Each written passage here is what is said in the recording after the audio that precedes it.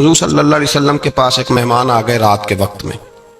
جب وہ آئے تو حضور نے پوچھا کھانا کھانا ہے؟ تم نے کہا کھانا ہے. جھوٹ اور بھوک کو جمع کرنا منع ہے. کہا جی کھانا ہے.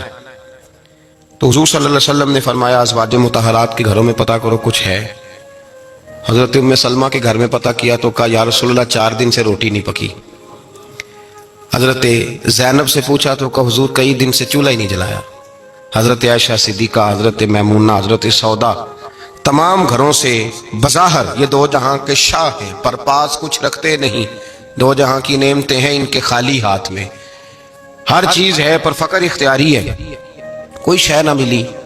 نبی پاک صلی اللہ علیہ وسلم نے مسجد میں اعلان کیا، فرمایا کون ہے جو میرے مہمان کو روٹی کھلائے؟ ان لفظوں کا حسن کوئی حسن والا ہی سمجھ سکتا ہے. فرمایا کون ہے جو میرے مہمان کو کھانا کھلائے؟ تو ایک صحابی لے گئے اور اٹھے. وہ صحابی جو صحابہ میں غریب تھے، ایک انصاری جو غریب آدمی تھے. بہت زیادہ امیر آدمی اللہ کی راہ میں خرچ نہیں کر پاتا، اس کے لیے مشکل ہو جاتا ہے. اس کے لیے بہت امیر آدمی جو ہوتا ہے نا، وہ جتنا زیادہ امیر ہوتا ہے نا اتنی دیوار اس کے گرد کھڑی ہو جاتی ہے پیسوں کی، مشکل ہو جاتا ہے اس کے لیے.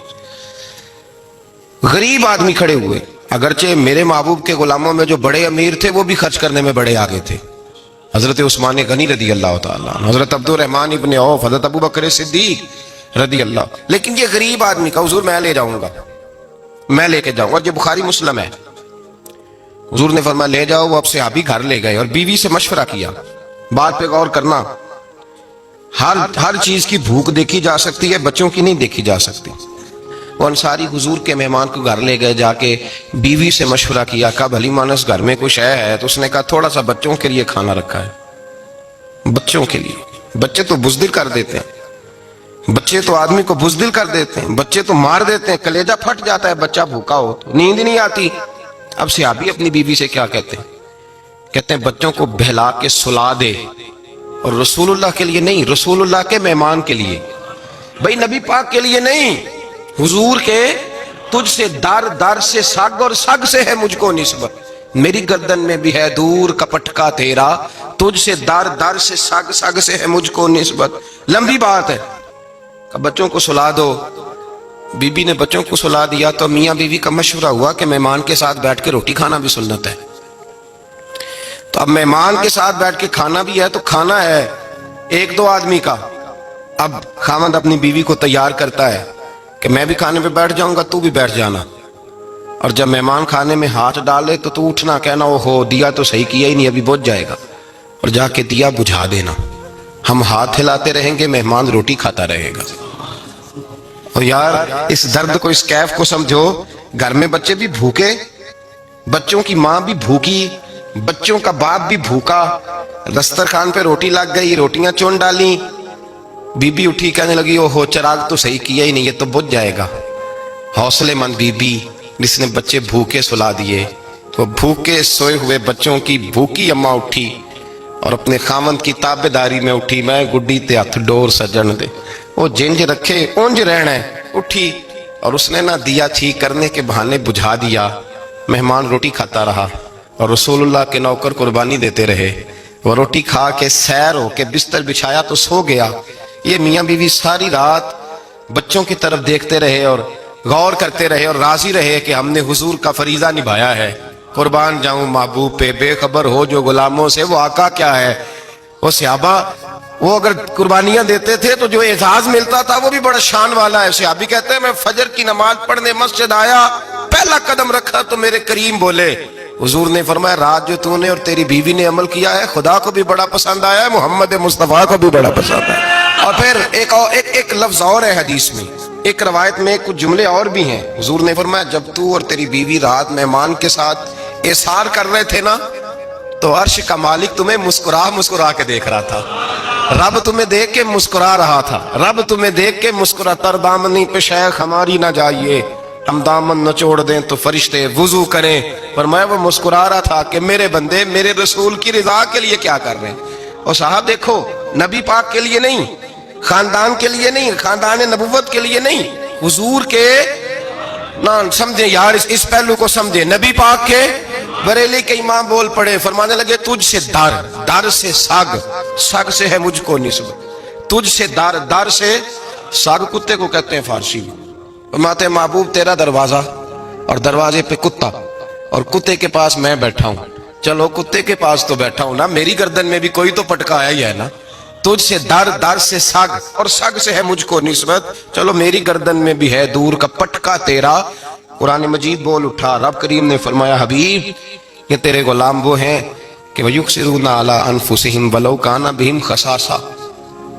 फरमाया इनका हाल ये है कि जिस चीज की शदीद हाजत होती है वो भी अपने भाइयों पे कुर्बान कर देते, वो दे देते हैं तेरे नाम पे। जब मक्के वाले मदीने आए, अंसारे मदीना, तो मेरे मुस्तफ़ा करीम ने फरमाया ना तुम्हारी नस्लें एक हैं न कबीले एक हैं, लेकिन तुम्हारा नबी एक है, तुम्हारा रसूल एक, खुदा एक, किताब एक, तुम्हारा मेरी वजह से रिश्ता है। चलो अपने भाइयों के साथ इसार करो, चलो इसार करो। अगर किसी के 2 मकान थे तो उसने एक उसको दे दिया जो मक्के से आया था, 2 बाग थे तो एक दे दिया, किसी के पास एक था तो आधा बांट के दे दिया, हर चीज तकसीम कर दी। हालात बदल जाते हैं, हालात बदल जाते हैं। तिलकल अय्यामु नुदाविलुहा बैनन नास, अल्लाह लोगों के दरमियान दिन बदल देता है। हालात बदल गए, बड़ा माले गनीमत आया, बनु नुज़ैर का इलाका फतह हुआ तो मेरे रसूल पाक सल्लल्लाहु ताला अलैहि वसल्लम ने अंसारे मदीना को इकट्ठा किया। फरमाया भाई माल अब बड़ा आ गया है। 2 बातें, या तो इस तरह करते हैं कि मैं इनको कहता हूं जो मक्के से आए थे कि जितनी तुम्हारी जायदादें बाग इन्होंने लिए हैं वापस कर देते हैं तुम्हें, और जो माल आया है वो भी तुम में से आधा आधा दोनों के दरमियान बांट देते हैं, या जैसे तुम्हारा दिल चाहे तुम्हारे माल भी वापस करते हैं और जो वहां से माल आया वो तुम्हारे बीच बांट देते हैं, या अगर तुम कहो तो ये माल इनको दे देते हैं मुहाजिरीन को और तुम्हें तुम्हारे माल वापस मिल जाते हैं। हुजूर ने पूछा अंसारे मदीना से, हजरत साद बिन मुआज, साद बिन उबादा तड़प के खड़े हुए, अर्ज की महबूबा मैं तो अबू बकर को जानता ही नहीं था। हुजूर मुझे क्या पता उमर कौन है, मैं क्या जानूं उस्मान गनी मौला अली की अजमतों को। महबूबा मैंने तो तुझे इनकी तरफ मुस्कुरा के देखते हुए देखा है, तेरा जलवा देखा है, तुझसे दर दर से साग साग से है मुझको निस्बत। या रसूल अल्लाह सल्लल्लाहु अलैहि वसल्लम हमसे मशवरा ना करें, आप इस तरह करें जो जायदादें हमने इन्हें दी हैं वो भी इनके पास रहने दें और जो माल आया है वो भी इनमें तकसीम कर दें, इसलिए कि हमें तो बस इतना पता है कि ये आपके गुलाम है, आपके नौकर है, हमें इससे ज्यादा किसी चीज के कोई गरज है, बस आपके गुलाम है, बात खत्म हो गई। हुजूर खामोश हो गए। सहाबा कहते हैं देर के बाद हमने कहा फैसला होना चाहिए। फैसला पता क्या हुआ? हुजूर ने हाथ उठाए, कहा अल्लाह मेरे मदीने वालों पे रहम फरमा, अल्लाह मेरे अंसार पे रहम फरमा, अल्लाह इनके जज्बे कबूल फरमा। भाई इसार वाली जिंदगी वो क्या बात हुई कि मैंने बड़ी कुर्बानी दी है तो, और जब तक तू कुर्बानी नहीं देता तू कदर वाला नहीं होता। जो चीज कुर्बानी से हासिल होती है उसकी कदर होती है, जो चीज मुफ्त में आ जाती है उसकी कोई कदर नहीं होती, कोई कदर नहीं। मैं अक्सर सोचता हूं कि हजरत ख्वाजा अजमेरी के खलीफे अजमेर में भी तो होने चाहिए थे ना, लेकिन उनके खलीफे अजमेर में नहीं हुए, दिल्ली में हुए। तो मैं सोचता हूं दिल्ली वालों के खलीफे दिल्ली में होने चाहिए, लेकिन दिल्ली में नहीं हुए, पाकपतन में हुए। तो पाकपतन वालों के यहां हो जाते, वो इसलिए कि कुर्बानी जो देता है ना, जो दूर से चल के आता है वो कुर्बानी करता है, कुर्बानी देता है, उसको कदर ज्यादा होती है। हमने किसी शय के लिए कभी कुर्बानी नहीं दी, ना दीन के लिए, ना कुरान के लिए, ना मस्जिद के लिए, न शेख के लिए, न तरीकत के लिए, कुर्बानी तो है ही नहीं। तो जो शय मुफ्त मिलती है उसका ना मजा आता है ना कदर होती है। जो चीज कुर्बानी करके लेते हो ना, कुर्बानी करके उसकी कदर होती है। किसी लिए कहा था किसी दरवेश ने, उसने कहा था कदर नबीदाए की जानन दुनियादार कमीने, कदर नबीदा जानल वागे सौ गए विच मदीने। उनसे पूछो ना, उनसे पूछो उन हजरात को कितनी कदर थी। कुर्बानी अपनी जिंदगी में देना सीखें। एक होती है बंदे की जाती ख्वाहिश, उसको कुचलना बड़ा मुश्किल होता है। कुर्बानी बड़ी जरूरी चीज का नाम है, और जो कुर्बानी देना सीख जाता है वो बच जाता है। कुतिया 6 बच्चे जन्म देती है लेकिन कुर्बानी नहीं ना देती बच्चों की, तो रेवड़ नहीं बनते, इज्जड़ नहीं बनते। बकरी 2 बच्चे पैदा करती है और साल के बाद हजारों बच्चों, लाखों बच्चों की कुर्बानी देती है, पर फिर भी जिधर जाओ बकरे ही बकरे नजर आते हैं। जो कुर्बानी देना सीख जाता है ना, यजीद ने कोई कुर्बानी नहीं दी, इसलिए कोई शख्स भी खड़ा होकर नहीं कहता, हालांकि 14-15 बेटे थे यजीद के, कोई भी खड़ा होकर नहीं कहता मैं उसकी नस्ल में से हूं। इमाम हुसैन ने सारी कुर्बानी दे दी। एक ज़ैनुल आबिदीन बचे थे, पूरी दुनिया में अल्लाह ने सैयद अता फरमाए हुए हैं। जो कुर्बानी देना सीख जाता है वो बच जाता है। हम ना قربانی کیا، ہمارے پاس تو اضافی شے ہے وہی دینے کو تیار نہیں. جب آپ تیار ہی نہیں تو سودا ہی نہیں کر، آپ نکلے ہی نہیں میدان میں تو حاصل کیسے ہو؟ حصول تو تب ہوگا نا جب آپ کوئی انویسٹمنٹ کریں گے. تو آپ انویسٹ ہی نہیں کر رہے تو بھائی آپ نے پودا ہی نہیں لگایا تو پھل کیسے ملے؟ قربانی نہیں دی تو وہ درجہ کیسے ملے؟ اس کے لیے تو قربانی ضروری ہے. آپ تمام صحابہ کی زندگی پڑھ لیں، حضرت ابو بکر سے لے کر حضرت بلال تک، یہ سارے قربانی والے ہیں. آپ تمام اولیاء کی صفت پڑھ لیں، حضرت غوث اعظم، جیلانی، داتا علی اجویری، خواجہ معین الدین، یہ سب قربانی والے لوگ ہیں. قربانی دیتے رہے تو بچے ہوئے ہیں. ان کے جو ساتھ تھے وہ بھی قربانیوں والے تھے.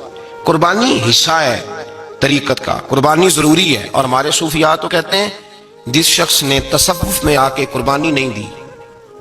بزرگوں کے پاس ایک شخص آیا، غالباً خواجہ نظام الدین محبوب الہی کی بات ہے، میرے ذہن میں نام پورا نہیں سما رہا. تو ایک مرید نے آ کے کہا حضور زکوٰۃ کتنی دینی ہے؟ فرمایا 2.5%. تھوڑی دیر کے بعد حضرت نصیر الدین چراغ دہلوی آ گئے، کہا حضور اللہ کے راستے میں کتنے دینے ہیں؟ فرمایا 50%. ایک ساتھی قریب بیٹھا تھا، اس نے کہا پہلے کے لیے 2.5% کا فتویٰ تھا، اس کو کہہ دیا دے دے. چند منٹ گزرے تو حضرت امیر خسرو بھی آ گئے، کہا حضور زکوٰۃ کتنی دینی ہے؟ فرمایا جو ہے سارا ہی لے آ، تیری 100% ہے. تو وہ ساتھی جو قریب بیٹھے تھے اس نے کہا بابا فتوے علیحدہ علیحدہ ہے. فرمایا فتویٰ ایک ہی ہے، بندے علیحدہ علیحدہ ہے. فتویٰ ایک ہی ہے، مجھے پتا ہے کون کتنے دے سکتا ہے. وہ جس کو میں نے 2.5% کہا ہے وہ بھی جا کے حساب کتاب کرے گا، اس نے 2.5 بھی پورا نہیں دینا. فرمایا جس امیر خسرو کو میں نے کہا نا سارا لے آ، اس کا دل کرے گا میں اپنا مکان بھی توڑ کے لے آؤں. میں نے فتویٰ ایک ہے، بندہ دیکھ کے بات کی ہے. بھائی قربانی نہیں ہے، اظہار ہی نہیں ہے، جذبہ ہی نہیں ہے، ہمارا مزاج ہی نہیں ہے. لیکن نا یہ اب ایک تو شریعت کی قربانی ہے نا یہ، تو اس پہ بھی لوگ بڑا سوچیں گے، اس پہ بھی لوگ بڑا سوچیں گے. فتوے پوچھتے پھریں گے کہ جی میرے اوپر تو ابھی میں نے تو 15,500 قرضہ دینا ہے، دوں کہ نہ دوں، کون سی دوں؟ فتوے پوچھیں گے. دینے کی دفعہ فتوے پوچھیں گے اور لینے کی دفعہ چھٹی، جو آتا ہے آنے دو. کبھی لینے کی دفعہ بھی فتویٰ پوچھنا صاحب کہ یہ مجھے اتنا مال آ رہا لے لوں کہ نہ لوں. وہ لے لیا، قابو کر لیا. جب دینے کی باری آئی تو فتویٰ اظہار کرے. اور اظہار صفت ہے مسلمان کی، یہ اظہار کرنے لگتا ہے تو بچنے لگ جاتا ہے، اس کا فائدہ ہونے لگ جاتا ہے. قربانی دینے لگ جاتا ہے تو بچ جاتا ہے. کسی نے کہا تھا سن اے مسلمان، یہ نقطہ فیض قرآنی میں ہے، عظمت و اسلام اور مسلم صرف قربانی میں ہے. اگر تو جینا چاہتا ہے تو قربان ہو، اپنے مزاج میں قربانی